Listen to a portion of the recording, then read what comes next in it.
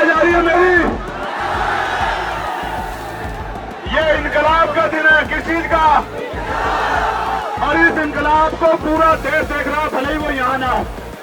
पूरा देश देख रहा है कि इनकलाब हो रहा है दिल्ली में। आप दिल्ली में खड़े हो, देश की राजधानी में, ये देश का दिल है जहां खड़े हो।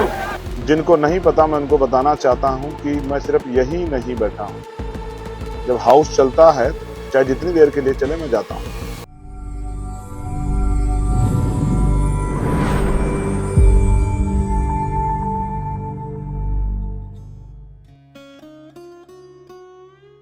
दोस्तों नमस्कार, मैं जगन्नाथ गौतम, सियासत हिंदुस्तान यूट्यूब चैनल पर आपका स्वागत है। दोस्तों, जैसा कि आपने मीडिया में देखा होगा, पढ़ा होगा, सुना होगा, आज़ाद समाज पार्टी के नगीना से सांसद चंद्रशेखर आज़ाद भी भूख हड़ताल पर बैठ गए। लेकिन दोस्तों, इस मुद्दे पर चर्चा ये भी हो रही है कि उन्होंने जो भूख हड़ताल शुरू की है, जंतर मंतर पर नहीं, जनता के बीच नहीं, बल्कि संसद परिसर में की है। दोस्तों, ये तो आप जानते हैं कि अपनी पार्टी के इकलौते सांसद हैं चंद्रशेखर रावण। लेकिन दोस्तों, चंद्रशेखर रावण वहाँ हर जगह पहुँचते हैं जहाँ भी उन्हें जुल्म दिखाई देता है। वो किसी बेटी पर हो, बेटे पर हो, किसी दलित के हो, पिछड़े के हो, मुस्लिम के हो या सामान्य वर्ग के किसी भी व्यक्ति के साथ किसी भी तरीके का जुल्म हो, वो वहाँ अवश्य पहुँचते हैं। दोस्तों, जो हिंदुस्तान के 543 सांसद हैं, क्या एक भी सांसद आपने इतनी जिजीविसा वाला, इतनी हिम्मत वाला, इतना संघर्ष करने वाला कोई हो तो बताओ। चंद्रशेखर आज़ाद संघर्ष की दूसरी कहानी है। वो लगता है जैसे कि वो जुल्म मिटाने के लिए और हर उस व्यक्ति के साथ खड़े हैं। हिंदुस्तान के किसी भी कोने में जुल्म होगा तो चंद्रशेखर आज़ाद अपनी टीम के साथ वहाँ पहुँचेगा। आप अक्सर मीडिया में देखते हैं कि चंद्रशेखर हर जगह संघर्ष करते दिखाई देते हैं। पुलिस उन्हें रोकती है, टोकती है, लेकिन वो हर कीमत पर अपने गंतव्य यानी उस जगह पहुँचने में कामयाब रहते हैं जहाँ कोई भी पीड़ित व्यक्ति होता है। चाहे उत्तर प्रदेश में कई दलित बेटियों के साथ रेप का मामला हो, या आपने देखा था कि पहलवान बेटियों के साथ जब जुल्म हो रहा था और वो जंतर मंतर पर बैठी थी, तो सबसे पहले वो जंतर मंतर पर अपनी टीम के साथ पहुंचे थे। उसी तरीके से अब जब जंतर मंतर पर पेपर लीक के मुद्दे पर संघर्ष चल रहा है, भूख हड़ताल चल रही है या बहुत बड़ा आंदोलन चल रहा है, वहाँ पर भी वो अपनी टीम के साथ सबसे पहले पहुँचे और उनको अपना सपोर्ट दिया। दोस्तों, जिनको नहीं पता मैं उनको बताना चाहता हूं कि मैं सिर्फ यही नहीं बैठा हूं। जब हाउस चलता है, चाहे जितनी देर के लिए चले, मैं जाता हूं। कल भी हम लोग वेल में चले गए थे और हमने केंद्रीय शिक्षा मंत्री का इस्तीफा मांगा। जोर शोर से हमने उनका इस्तीफा मांगा कि उनको इस्तीफा दे देना चाहिए नैतिकता के आधार पर। और सरकार और प्रधानमंत्री जी की चुप्पी में भी हमने उनसे सवाल पूछे। मैं बार बार ये कह रहा हूं कि सिर्फ इस्तीफा पर्याप्त नहीं। इस्तीफा तो हो, लेकिन उसके बाद एक योग्य व्यक्ति को जिम्मेदारी दी जाए, शिक्षा मंत्री जैसे महत्वपूर्ण पद की, तो चुनना सरकार को, लेकिन हमारी मांग है। क्योंकि अगर ऐसा नहीं हुआ तो फिर बार बार जो है वो पेपर लीक होंगे और ये जो आक्रोश है नौजवानों में, ये बढ़ेगा। और ऐसा ना हो एक दिन ये इतना बढ़ जाए कि सरकार से ये रुके ना, और सरकार छोड़िए, ये विपक्ष से भी ना रुके। क्योंकि कहते हैं ना कि युवा और वायु जो किसी के काबू में नहीं आते। चंद्रशेखर वो आग है जिसको बुझाना किसी के लिए भी नामुमकिन है। दोस्तों, उसके साथ भी जो कार्यकर्ता हैं वो भी जान देने के लिए, मरने मारने के लिए हमेशा तैयार रहते हैं। वैसे अंदर की बात हम बताएं कि जितने जोशीले और हिम्मत वाले चंद्रशेखर हैं, उन्हीं के साथ उनके सैकड़ों हजारों कार्यकर्ता उन्हीं की तर्ज पर तैयार हो चुके हैं। लेकिन दोस्तों, मैं आपको बताता चलूं कि आप जानते हैं कि चंद्रशेखर दलित समुदाय से आते हैं और दलित समुदाय आज की तारीख में कह सकते हो कि दो भागों में बटा हुआ है। एक भाग बहन मायावती बसपा के साथ है तो दूसरा भीम आर्मी यानी आज़ाद समाज पार्टी के साथ है। इसको आप ये भी कह सकते हैं कि जो पुराने सोच के आराम तलब बसपाई हैं वो बहन मायावती के साथ हैं, और जो दलित समाज का गर्म खून है, यंगस्टर है, नौजवान है, वो चंद्रशेखर के साथ हैं। और दोस्तों, आज की तारीख में बेशक उत्तर प्रदेश की एक सीट से सांसद हैं, लेकिन दोस्तों चाहे जुल्म राजस्थान में हो, मध्य प्रदेश में हो, दिल्ली में हो, उत्तर प्रदेश में हो, पंजाब में हो, हरियाणा में हो, बस उनके पास खबर पहुंचनी चाहिए और वो अपने लाभ लश्कर के साथ पीड़ित व्यक्ति, बेटी, महिला को न्याय दिलाने के लिए और उसको न्याय दिलाने के लिए संघर्ष करने के लिए अपनी टीम के साथ पहुंच जाते हैं। नीचे तो उतर जा भाई। किसको? देखो भाई, पुलिस के जो साथी हैं, ये जिन बच्चों को चोट लगी है उनको जाने की व्यवस्था करानी पड़ेगी हॉस्पिटल। इसको लाओ, इसको चोट लगी, इसको। और ये जो लेटा पड़ा इनको भी लोग बुला रहे, इसको भेजो। तो फिर बैठ जाओ, अगर भी इतना कर रहे हो तो फिर बैठ जाओ भाई।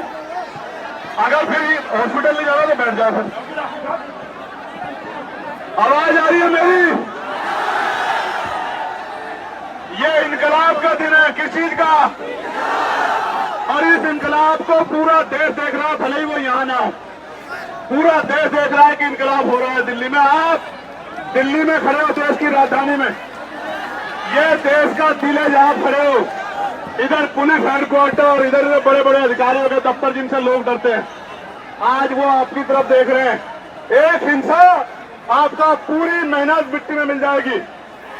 और अगर आप पीसफुल डटे रहे तो शाम तक सरकार घुटने पे आ जाएगी। मेरी बात को याद है।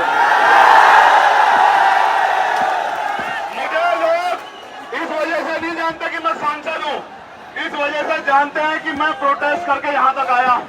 पिछले 15 साल से लड़ लड़ के यहां तक आया हूं। दोस्तों, क्या आपने कोई और नेता या सांसद देखा है जो अपनी जान जोखिम में डालकर इतनी तेजी से जुल्म का प्रतिकार करता है और कहता है कि जहां भी जुल्म होगा मैं वहीं मिलूंगा? अच्छा, मैं तब बात करूंगा आपके लिए इनसे। मैं फिर कह रहा हूं वचन देके, मेरा नाम एडवोकेट चंद्रशेखर आजाद है। खून का कतरा कतरा लगा दूंगा आपके लिए। तो दोस्तों, चंद्रशेखर जैसे नेता बिरले ही पैदा होते हैं और आज वो न केवल दलित समाज का बल्कि दलित, पिछड़े, ओबीसी,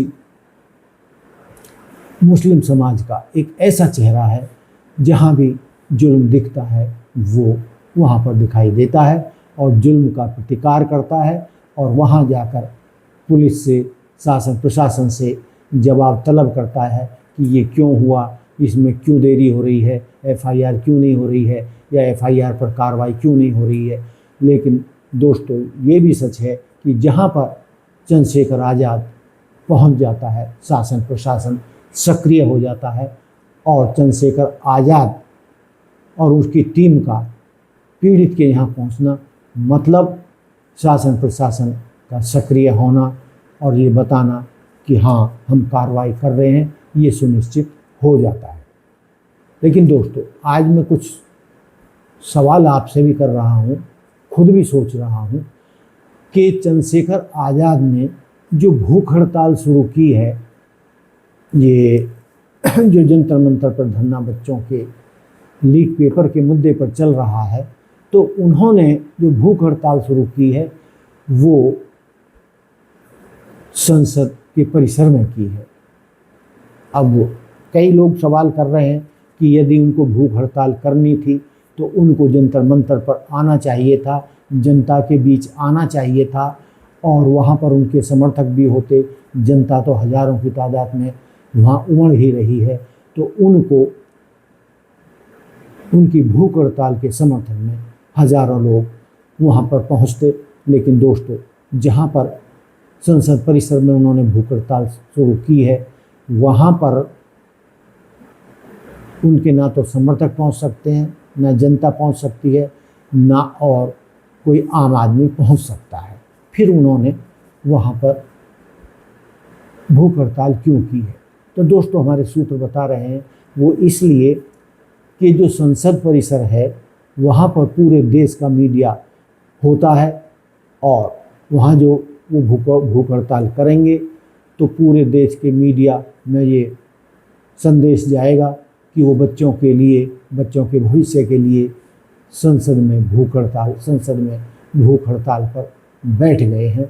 और दोस्तों, जैसा कि आप जानते हैं कि जो देश का तथाकथित गोदी मीडिया है, वो जो जंतर मंतर पर आंदोलन चल रहा है उसके नेगेटिव चल रहा है और कई तरीके की नेगेटिव बातें आंदोलन के खिलाफ फैला रहा है। जबकि चंद्रशेखर जो वहाँ परिसर में हैं, हड़ताल कर रहे हैं, वहाँ पर पूरा मीडिया उनको देख रहा है, पूरे देश में संदेश जा रहा है। वहाँ वो सरकार की नज़र में भी हैं, वहीं पर प्रधानमंत्री, गृह मंत्री और पूरी सरकार वहीं से गुजरती है जहाँ पर वो आंदोलन पर बैठे हैं। तो उनका कहने का मतलब ये है कि संसद में उन्हें बोलने नहीं दिया जाता या नाम मात्र का समय दिया जाता है, जिससे वो पूरी तरीके से अपना मैसेज देश को नहीं दे पाते।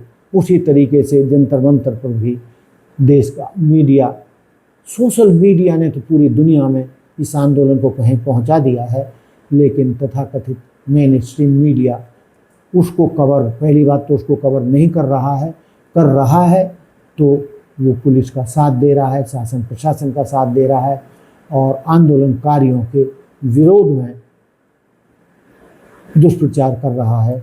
इसलिए माना जा रहा है कि चंद्रशेखर आज़ाद ने सही जगह चुनी है, क्योंकि वहाँ पर पूरे देश विदेश का मीडिया रोज़ाना इकट्ठा होता है जब भी संसद चल रही होती है। तो आप लोगों का क्या मानना है? क्या सांसद चंद्रशेखर को जंतर मंतर पर भूख हड़ताल शुरू करनी चाहिए थी, जिससे उन्हें भारी जन समर्थन मिलता जनता के बीच, या जो उन्होंने संसद परिसर में भूख हड़ताल की है वो सही रास्ता है? आप उस पर हमें अपनी राय दे सकते हैं कि जंतर मंतर पर उन्हें भूख हड़ताल करनी चाहिए थी या उनका संसद परिसर में भूख हड़ताल पर बैठना सही फैसला है। हमें आपके फैसले का इंतज़ार रहेगा। लेकिन दोस्तों, ये कहते हुए कि चंद्रशेखर आज़ाद जैसा हिम्मत वाला सांसद आपने बहुत कोई कम देखा होगा।